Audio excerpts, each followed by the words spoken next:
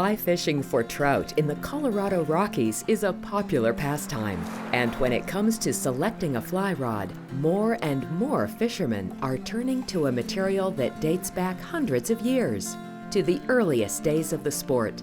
They are rediscovering the beauty and pleasure of casting a fly and catching a fish using a rod made of bamboo. That's a good one.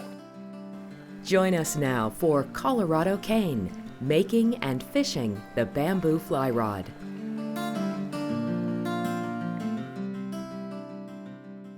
I'm Ed Engel. I've guided here on the South Platte River for 20 years. I enjoy fishing bamboo rods, and I've written a book on fishing bamboo rods, and I like small flies, and the bamboo rods and the small flies and this river really go together well.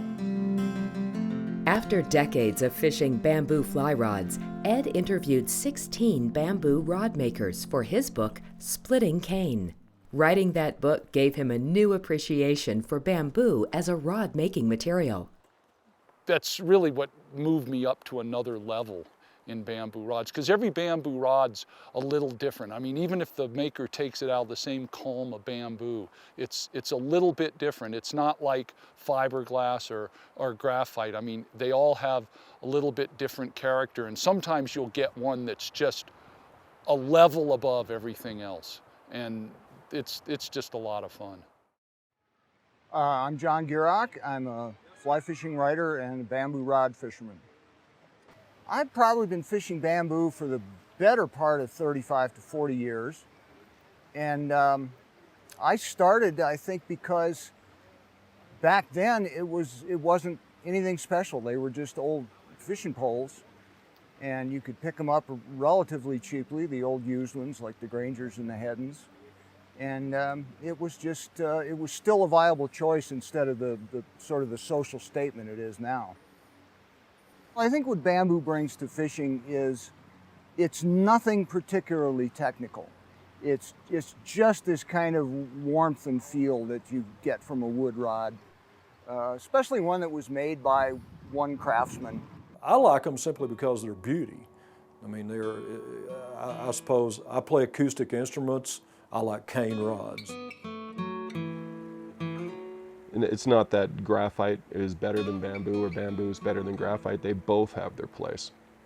But I don't see graphite replacing bamboo in its niche anytime soon. Bernard Ramanauskas is a professional bamboo rod designer and maker who lives in Montrose, Colorado. You hear a lot of people talk about the heritage of bamboo or the mystique. Those things are certainly true. If I was in small water fighting a big fish, 22, 24, 26 inches, whatever, in a small creek, I would take bamboo over a stiffer material any day. But its function maintains a space in this industry that I imagine will continue for a very long time.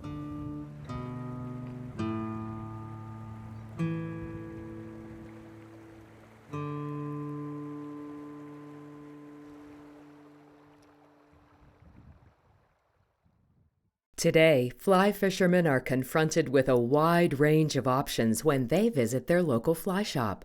Rods from under $100 to thousands of dollars are on display, and the choice of materials ranges from graphite to boron to fiberglass. In some shops, tucked away in a corner or in a glass case, you may even find a bamboo fly rod for sale. To find out how these materials compare when it comes to casting a fly and playing a fish, we started with Reed Ayers, a professor of materials science at Colorado School of Mines in Golden. My name is Reed Ayers. I'm an assistant professor in the Department of Metallurgical and Materials Engineering, and my specialty is biomaterials, looking at natural tissues as materials, and then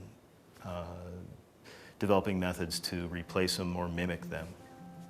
What's happening with the cast is as you cast, you're taking energy from you and you're storing it in the fibers of the rod. And as you release, that energy gets transferred basically to the line. And this is energy that's stored up in here, this elastic return energy, as that material returns to its original shape at the end of the cast. What you've got here is a much greater ability to stretch, but you do it at very tiny increments. Whereas in a fiberglass rod, One thing that is remarkable is that bamboo's inherent qualities continue to hold their own, even with the invention of space-age materials and advances in manufacturing techniques. we just haven't been able to duplicate I call it the elegance of nature. Bamboo is in fact a performance material for the kinds of rods that we think it's appropriate for, which are shorter light line rods. It's still probably one of the best, if not the best, materials to make a fly rod like that from. I think a good bamboo rod is still going to have a much nicer feel than a fiberglass rod. Although actually Bernard and I are working together trying to narrow that difference a bit. What happens is if you like bamboo, you just like it. There's nothing better in the world. I like it because it's a more organic fiber. It's warmer to the hand, and I like the way it casts. I've said that you cast bamboo and you tend to shoot graphite rods rather than cast them, and that's why I like these so much. And it doesn't mean I don't use graphite once in a while. Like if I've got a 10-weight rod, I'd rather have graphite, but 6-weight and below, these are the choice, just because they're so much fun to fish. One of the beauties of the cane rod is it does all the work.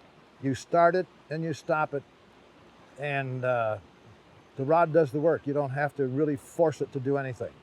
You know, if you're a golfer, you can run down to the local big box store and buy a set of golf clubs, or you can, go to the pro shop and have them custom built to fit you. And it's just all how far you want to carry your passion. It's pretty simple. They are different, noticeably different from graphite, and if you like that, then you're sort of sunk. You're going to end up spending more money on your tackle than you would otherwise.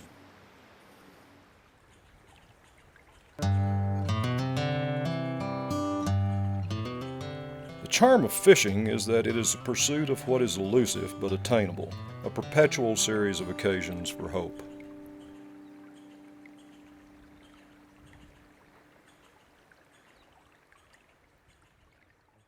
The basics of building a split bamboo rod is there's a comb of bamboo material. You select the comb, then you split that comb into rough sections, and then if you're planing this thing by hand, you'll do a rough planing first, and then you'll have a planing form, and you'll eventually plane, in a lot of cases, 6 strips down to triangular sections, and those sections taper. So you get each one of those 6 splits done, and then the gluing process comes. You'll glue those together, wrap string around it. When they dry, you take the string off, you can scrape that down. There'll be a butt section and a tip. Typically your first rod will be just 2 sections. Once the ferrules are on, the guides go on, and then the rod's varnished. A lot of the professionals dip the rods. A lot of amateurs will just brush it on the first time. But one of the hallmarks of a bamboo rod is this really fine, glassy, wonderful finish to it. The many steps required to turn raw bamboo into a beautiful and functional fly rod are much the same today as they were in the early days of rod making. Designer and bamboo rod maker Bernard Ramanauskas takes us through the process that begins with a comb of bamboo imported from mainland China. Well, in its absolutely simplest, basest form, what I do is really convert a 3-pound bamboo comb into a 3-ounce blank. It's really more a matter of deconstruction at that stage than anything else. Most of what leaves this shop is dust and chips and shavings.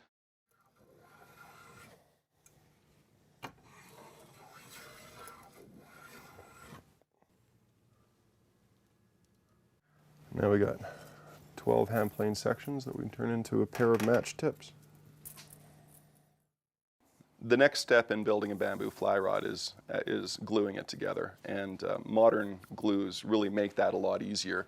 I'm really fond of urea formaldehydes. Their strength is incredible, and they really like to be put under pressure. The thinner the glue line with urea formaldehyde, the stronger the joint actually is. It has a strength and a natural integrity that really makes it fantastic. So once the urea formaldehyde is applied, the rod is bound, and the cotton string that I'm using here actually has a couple of different purposes. The first is to set the geometry of the rod to hold the pieces in the correct position. And the second is, because it's cotton, when it's wet, it actually begins to shrink, and it works like a clamp. And it puts the splines that make up the part, but more importantly, the glue itself, the urea formaldehyde, it puts it under pressure, and it closes up those glue lines. Power fiber is held together with lignin, and lignin, thankfully, is temperature sensitive, so you can, if you find a spot that has a twist or a bend, you can actually heat the lignin to allow the power fibers to move so that you can straighten a section, which is something that you can't really do with any other rod material. And it's one of the last stages. It's also one of the most terrifying, because if you miss, you're done. So is the rod. So after all the parts have been glued together and they've been sanded and they've been straightened, and then the next part in the journey is the ferrule. And I actually love it when the ferrules are installed, because it's kind of the last stage of construction. So from here, the next stage is going to actually be bluing and putting some varnish on the rod and getting it signed. So once the ferrule has been blued and buffed, it will end up looking something like that.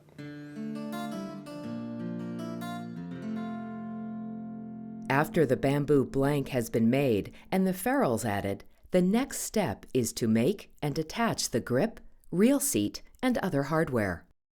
A fly rod should be a tactile experience. You should be able to put it in your hand. It should be able to tell you something, and the smells, all of it's really important. And the grip, that's the part that you're connected to. That's the part that becomes the rod for your hand. This is where you feel the fish, and how it's shaped and what it's made of is really important. There's a never-ending, almost limitless type of aesthetic challenge to what the reel seat is going to be, and it's really nice. It's just a place you can express yourself. It's fun.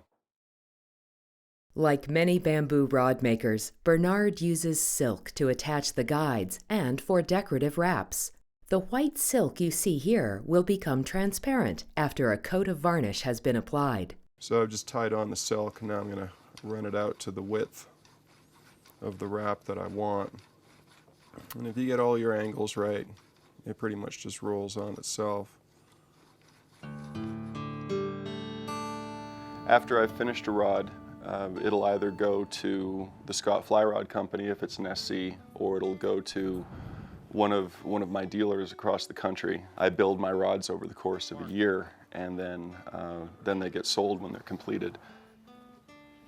Bamboo's primary liability or limitation is also its greatest joy. It's extremely labor intensive, and we literally take round pegs and force them into square holes all the time. That's really what we do. It's a little bit of alchemy, it's a little bit of magic, and it's a lot of hard work, which is one of the reasons that bamboo has become a specialty rather than a norm. It was in fact the norm for a very long time.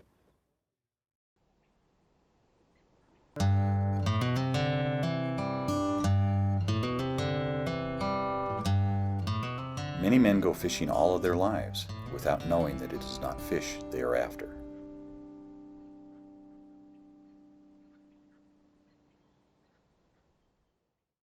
One of the rod builders I talked about in my book, Splitting Cane, was Mike Clark. And he's developed a truly Western rod, a truly Colorado rod. And that's a rod that needs to deal with wind, may need to deal with larger fish. And he's worked diligently for 20 years, 25 years, whatever it is. And he's probably the maker who's been here the longest. I've seen some what they call hobbyist rods come into my shop. They're absolutely gorgeous cosmetically and cast just superb.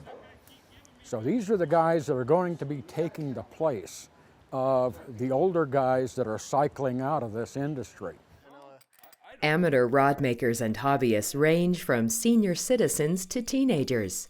Dalton Jordan of Pueblo, Colorado is 16 years old and started building his first bamboo fly rod with help from his Uncle Larry when he was just 13. Seems like that it's ended up being a hobby for older guys only because it's very time consuming. Probably 60 to 70 hours in each bamboo rod that you build. Dalton is an exception to the rule. Dalton Jordan we're talking about, just an exceptional gentleman, good fisherman, a great rod builder. He's built a couple, 2 or 3 rods, and the quality of his rods is just outstanding. I have said to him before, I said, put me on your list, because when you start selling rods, that I want to be on the top of the list so that I get #1. I'm Dalton Jordan, I'm 16 years old, and I started fly fishing when I was 9. I built my first bamboo fly rod when I was 13, and I've never fished a graphite fly rod. I've built 2 rods now. My first one was a Granger 70-30, 7-foot 4-weight rod. My second was a Dickerson 86-15, a 8.5-foot 6-weight, and my third one is going to be a 7.5-foot Paul Young Perfectionist. To start splitting, I'll place this knife on one of my 1-inch marks, then just take the nail hammer and sort of get the split started. And I'll take it, place it through there, and I've got 1-inch marks placed at each node, and I'll try to follow those as best as I can. Through the node, just give it a little twist and let it pop through there. As far as young kids building bamboo, I don't know how many out there are doing it. I don't think there's a whole lot. A lot of kids have a lot of things, other things going on besides fishing, which Dalton does too. He plays football, keeps his grades up, runs track. Dalton, hopefully he'll be the next generation. As far as bamboo maker, he's gonna be really good one of these days. He's already good. I'm gonna continue building. I don't wanna make this my job, because then you get sick of it, because you have to do it every day and you have to fill an order list. I don't wanna do that. I wanna experiment with building my own rod tubes and building my own guides and not have any pressure to build a certain number of rods per year. Just kinda keep it fun. Being able to fish Middle Willow Creek with my friend Freddie and my Uncle Larry that day was a blast, because not many people fish it, one, and the fish there are beautiful and stupid. They'll hit anything, which is always really nice. And then just all of us fishing cane rods, that topped the day off, because we're all cane enthusiasts, and that's, I don't know, it's just really fun. I think I'm going to try just a simple elk hair caddis. A lot of people tell me it's really fun to catch a fish on a fly they tied. I come back and say it's really fun to catch a fish on a fly you tied and a rod you built. Rod that I'm fishing now is the first bamboo fly rod that I built, and it's based after a Granger 70-30 taper. I finished it in December of '07. I was 14 at the time.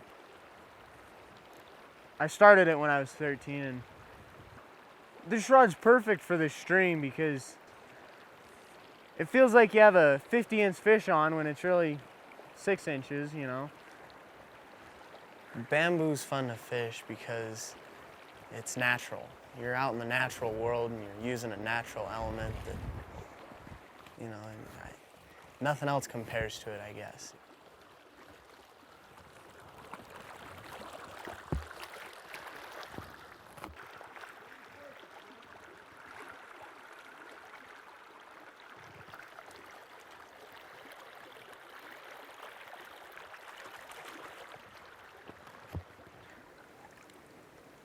I will never, ever buy or fish a graphite fly rod. I want to stick to the bamboo, because not many people, especially people my age, can say they grew up and all they fished was bamboo fly rods. And I think that'd be pretty cool to say when I'm 75.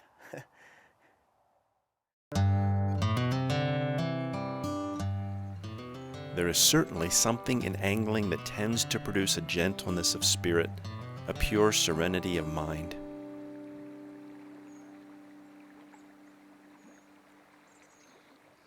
The market for custom-made bamboo rods is really healthy right now, amazingly so. I think there's been kind of a renaissance. I think you see quite a few people who have reached retirement age and have always wanted a fine bamboo rod, and now they can afford one, now they have time to use it, and there's a great market in that way. There's also even an interest in younger anglers because they see bamboo rod as representing so much of the history of the sport. The price is generally the problem for most young folks, is that they just can't afford to put $2,000 to $3,000 into a fly rod when, in fact, their entire outfit is not going to cost more than about $1,000. And I understand that totally. And don't encourage people to get into cane rods. As a matter of fact, I discourage most of them because I know they'll probably be spending money they need to be spending on hamburger meat. It's an addiction, like side-by-side shotguns. And some people say, well, it's cheaper than drugs. Well, I'm here to tell you that it's not. It may be better for you, but it's not less expensive. Fishermen who enjoy fishing bamboo, sometimes affectionately called cane heads, are not the only ones interested in bamboo rods. Because of their beauty and craftsmanship, collectors of vintage and rare bamboo fly rods are also in the market. And as any economist will tell you, demand has an effect on price. One of the interesting things about bamboo rods is they're tools and they're made to be fished, but they also become valuable as collector's items because the supply's limited if you make 200 in a lifetime, and collectors get onto this almost like a commodity. You know, it's not the kind of thing where you can, you know, buy a little factory and hire a bunch of people and turn out thousands of rods. I mean, this is handwork, hand planed, one at a time, and you can only make so many. And they're highly desirable rods. People want them, and you can only sell so many. You can only make and sell so many in a year. Any rod maker who makes rods always hopes that the client will fish the rod. The collector thing has always been strange. Even I am one. I'm sorry I fell into it. Yes, I am a collector. But you know, you put a lot of blood, sweat, and tears into these things, and you know, your DNA is in this thing.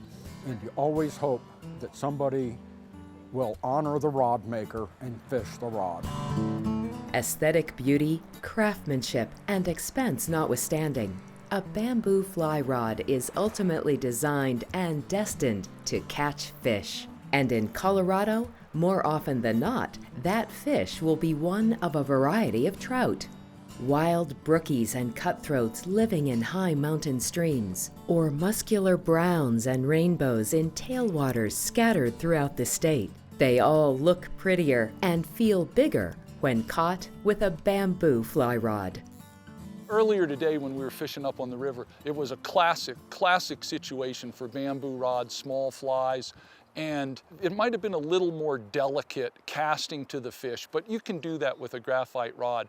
But where this rod in particular really stood out was playing the fish. it's so much more fun to play fish on this 4-weight rod. It's got a little more flex in it, and it might even be more important to landing the fish because it gives a little more, it bends a little more, and you can feel what's going on. Right here, come on. Got it.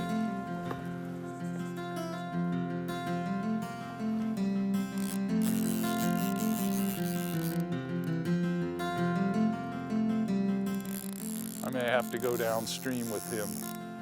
This is where with the bamboo rod, you get that sensitivity. This rod bends more, and I might have a chance at bringing him to net. Okay, here comes some of the run, I bet. And this is what fishing these small flies with bamboo rods, 4-line weight. That's a good one, 7X. I mean, that's what this is all about. Having as little between you and the trout as possible. And yeah, sometimes you break them off, but you get that electric feel, and it's worth it. And once in a while you land them. So you can catch fish the way you want. I like catching them on bamboo.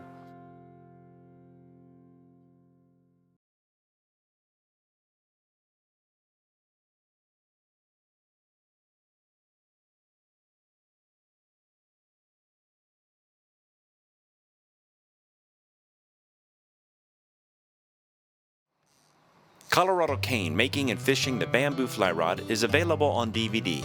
To order your copy, call 800-354-5050 or visit our website at coloradocane.com. Bonus content on the DVD includes Living the Dream, a short film that took second place at the 2010 Oregon Fly Fishing Film Festival. Once again, the number to call to reserve your copy is 800-354-5050. That's a good one.